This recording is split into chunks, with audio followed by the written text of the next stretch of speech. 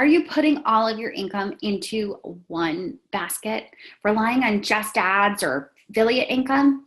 Today, we're going to dive into specifically how to go about diversifying your income with digital products, how you can create something once and then sell it over and over again.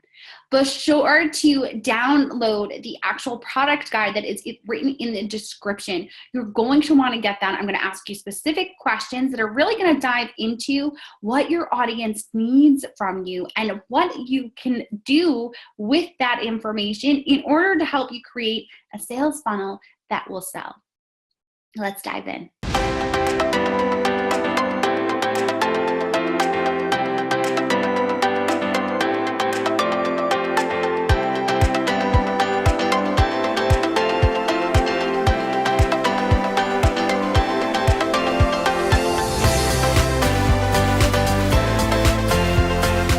We are here to talk about diversifying your income with digital products. I am so excited to talk to you guys about this because I think that a lot of bloggers, a lot of influencers, we rely only on a couple things in order to make up our income. And I think that a lot of us are missing out. So we're really going to dive deep into this. So why exactly should we have a digital product as part of our arsenal of what it is that we do? Well, many of us rely on, especially bloggers or influencers, we're relying on ad money. And we all know that with a simple algorithm switch, we could see our page views go down. So having ad income as a possible source of income is great. And I'm not telling you that you shouldn't have ads. Absolutely, have ads. It's passive income, right? You have people coming, you absolutely should have that on there. But if something were to happen, we want to have backup products. We want to have some other ways to have income.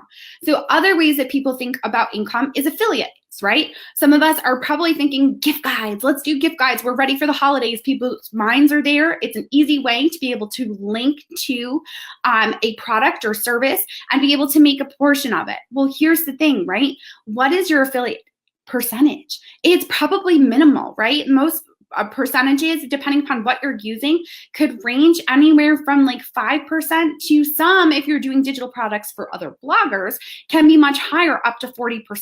But a lot of the times, the physical product that you're linking to on Amazon or in other places may only be 5%. So it's going to take some time in order for that to build up so that you are able to make a decent income from affiliates. And because of that, why not add something else to the pot of where you can actually bring money in from? Another form of income that many of you probably might be doing, and if you're attracted to me, you know that I am the queen of this, is sponsored posts. Reaching out to brands and working with them to create content that is sponsored. It's always fabulous. And I teach you how to make it systematic so that you can continue to increase that income, make short-term relationships into long-term relationships, and seek some form of consistency. But we all know that there are definitely months where sponsored post income can start to dry up. Some brands may not have as big of a budget that we would like to work with, or they might not have as much over the summer. Is normally the time where things start to slow down for most sponsored post work. So because of that, why not have your own digital product that you could be promoting and selling? So let's talk a little bit about what exactly this digital product might look like. Well, the first thing that we need to know is that a digital product gives you the opportunity to actually create a product that your audience is telling you they need. And you're able to set it at a price point that you know your audience can handle. So we always hear about pricing things at the market value, right? Well, with your specific product, you want to price it at a value that your audience can handle. So if you're speaking to maybe millennials that are just buying houses, maybe they don't have as much disposable income as compared to if you're talking to someone that is, your audience might be more empty nesters. They may have more disposable income because their kids are finally out of their house.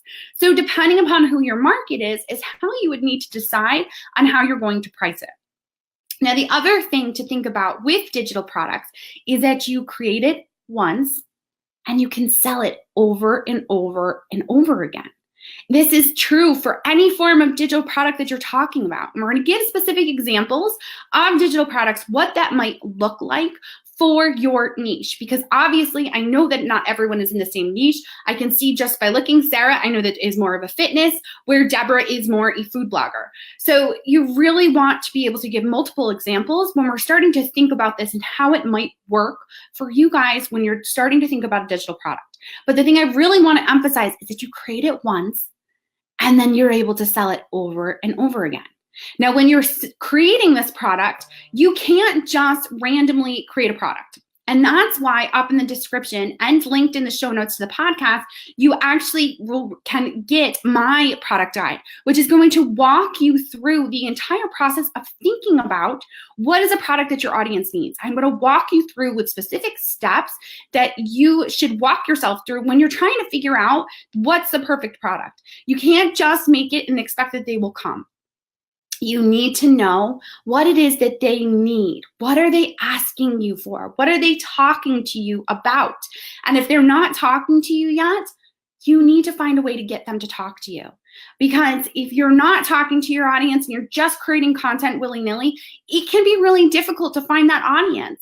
I actually had a really hard conversation this past weekend at a conference with another blogger where she kind of wasn't able to articulate who her audience was. And it's because she'd been creating content, not having a specific voice and her unique style and attracting the right bloggers or people, the audience out there. She needed to really decide what she wanted to be known for. And we all need to be doing that. You need to decide what you want to be known for. And when you're creating your content, you can't just create content like you used to be able to. And even when you were able to do it in the past, I talk about used to because you all know I've been blogging for a very long time, 9 years at this point. So it's a dinosaur at this point. And we used to blog about what we ate, where we went, what we did. But the only people reading it back then were your mom, your best friend, and you weren't looking to monetize it. It was a hobby. If you are looking, and that is the difference here. If you are looking to make this a business, you need to know what your audience is coming to you for and what you want to be known for. What is your expertise? What can you provide value for? What problem are you solving? And everyone is solving a problem. When you are making a meal that includes vegetables where your kids aren't necessarily going to taste it, and you're putting that up on your site, you're solving a problem for another mom who can't get her kids to eat her vegetables. So decide what you want to be known for, and then start talking to your audience. Get them to actually interact with you and engage. You can do that on social media. You should be doing that in your newsletter. Too often I'm hearing bloggers talk about, oh, I'm sending my RSS feed. And all I want to do is hide when they tell me that. Because your RSS feed, they could go to your blog to get that. Give them a reason to come to your blog. Build a relationship with your audience. I talked about this actually just recently, earlier today, inside my membership site, that if you want to stand out in such a busy world that we now live in, where bloggers are becoming bloggers overnight, there's hundreds of us, right? There's so many. How do you stand out? People always say to me, but it's saturated. It's saturated. Blogging is saturated. How can I actually stand out? Well, you need to step into your own. You need to step into who it is you want to be for these people and what problem are you going to solve. And it will make your life so much easier when you do that. So let's talk a little bit about how you can go about doing that with digital products. So some of the digital products that actually sell could be a printable. It could be as simple as a printable that people are able to purchase one time, or they could purchase it multiple times. I actually downloaded, she's not selling this, she totally should be selling this because I would have paid for it. But Happiness is Homemade is a lifestyle site that creates a lot of different printables. And she has a printable for booing your neighbors. And I printed it off and was able to go and boo my neighbors. And now the whole neighborhood is getting booed. There's all little signs popping up in all these different houses. Some moms hate me. Other moms were excited about it. It's okay. But my point is that I would have paid for that printable. It's something simple, easy, cute. Now, would I have paid $20 for that printable? Absolutely not. I would have tried to make it myself, right? But if she had charged me $3, I would have paid for that rather than getting it for free. It's all these little things that you can start to think about and being able to create it possibly into bundles. So if you create printables, if you have traffic that's being driven to your site because of it, start to think about, okay, well, how could I put this into a bundle for them? Maybe I'm going to do a printable bundle. Maybe I'm going to make it something where it's inspirational quotes and they can print off 10 for a bundle price, whatever it might be. So think about what is the content that is driving traffic. If it is printables, think about how you could possibly use that. Another one would be templates. People are always looking for ways to make their lives simpler. I will pay for templates. Now again, market value. What can your audience hold? Will I pay $50 for a template? No, but I would probably pay anywhere from 5 to 10. And when you're thinking about these lower price products, these are your tripwires. These are your not necessarily like your big bang, gonna make you tons of money. This is gonna get your audience to trust you, to pay for something. And then down the road in your sales funnel, you will actually be able to attract them even more to a larger price product. Maybe it's a membership site. Maybe it is something that's a larger price, okay? So think about templates. What could be a template that you could possibly use? Maybe if you talk about debt on your site as a blogger, maybe you're going to give a template that makes them actually go through and do their monthly budget and how much are they actually under or over for the month. A template, a spreadsheet, something simple. And it could be an Excel spreadsheet that you simply just let them be able to make a copy of and they're able to do all the formula right then and there for them because you've already set it up. So think about something like that. Also, other ideas would be a workbook. And I know when we hear workbook, we think work, but if it's walking people through something and solving a problem, like the whole idea of debt, that would be an amazing thing to be able to have. Or even how to declutter your house. Maybe you want to do a workbook that walks them through each of their rooms. So you're going to start in the kitchen, and this is your checklist of things that you're going to look to declutter. And then you're going to go into the living room, and this is the things that you're going to want to declutter with. And inside that workbook are multiple pages. Now, here's the thing. Think about a workbook compared to your template, to your printable. I'm going to pay more for a workbook than I am going to pay for a one printable or one template. So you could up the value of that template that you were thinking about or the plans that you were thinking about and put it into the workbook and make that it actually a bit more valuable with that. Another example of a possible product would be a video training. Again, anytime, like think about in your values yourself, you're probably going to be willing to pay more for video than you would if it was just simply a template, right? If it came with a video that walked me through how to use the template or how to use that workbook, I'm going to pay more for that than I am for simply just the workbook that may just come with an email that gives me instructions. Start really thinking about how can you take it up to the next level. And when you're talking video, there's always more value that is put into video, not only for the person watching it, but guys, for you. When you do video, it gives your audience an opportunity to really get to know you. So now they feel more comfortable with you and are willing to buy maybe higher priced products. And if you notice, I'm starting at my low price and going all the way down. So think about what that might look like for you if you were to do a video. And then as you're going through, you could also start to think about live trainings. Live trainings are another way that if you're not big on editing, then it might be something that you want to do. And for those listening to the podcast, I just raised my hand because it's very well known that I am not a fan of editing videos. I would much rather do a live training. I would much rather you get to see how I'm going to interact with you, answer your questions, and do it that way. Now, I know some of you might be thinking, well, I'm a food blogger. How does a live training, what are they going to come to me and watch? What do you mean? They're going to come to you watch it. You cook. You could do a series of cooking classes that are all done live that walks them through how to use their Instapot. Think about what it is that you are known for. What is your audience already coming to you for? Look at the content. Instapot obviously right now is a huge trend. Now, will that trend stay forever? Probably not. It will at some point die down, guys. So I just, as a warning, like think about other ways, supply them with other ways. You can take advantage of it now, but also maybe as an example, offer slow cooker ways to be able to do that, or not using an Instapot to go along with that. So, but think about, what could a live cooking class look like? For some people, maybe it's just the basics. Maybe you're attracting an audience that doesn't know how to bake, that has basic questions on how to measure dry or wet ingredients. So maybe you're going to do a live training cooking class. We're going to teach them how to bake chocolate chip cookies that are the best chocolate chip cookies in the whole entire world, but include 3 ingredients and are done in 10 minutes. They don't take all day. So maybe you do the cookies, but at the same time, when you're doing them, you need to be showing them how to measure. And I know that seems really basic, but I'm telling you, I have a client that is a very large food blogger that gets a ton of page views from these baking recipes that are very, very basic, but those are the questions she's getting asked. So that is the possible product. If you're getting asked specific questions from your audience, whether it's on your blog post, in social media, on Instagram Live, wherever it might be, then you need to start thinking about, how can I make this into a product where it is going to be all in one place? Because you guys, that's what people pay for. People are paying for it to be all in one place. I have to stress this with you so much, because often people will say, I'm not a salesman. This isn't about being a salesman. This is about solving a problem for your audience. This is about helping them.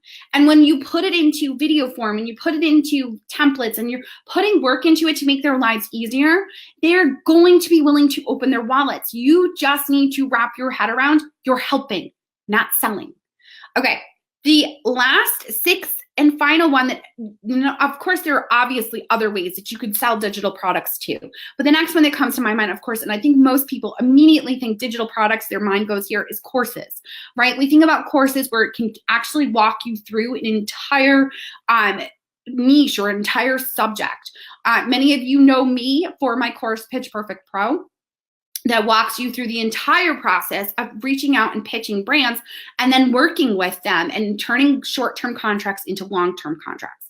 So that is an entire process. It is video content. Now, again, if you do video course compared to maybe a written course that's just emails or just written out, I'm going to pay more for video than I'm going to pay for a written out course, because I'm not sitting reading a written course. I don't have time for that, especially when other people are willing to do a video product that I can either sit and listen to and watch, or I can listen to it even possibly as a podcast, which is often what I will do with any of my courses, because they are held on platforms like whether it is Teachable, Thinkific, or even Kajabi. You're able to log in from your phone and you can just listen to it as you're driving or as you're taking your dog for a walk.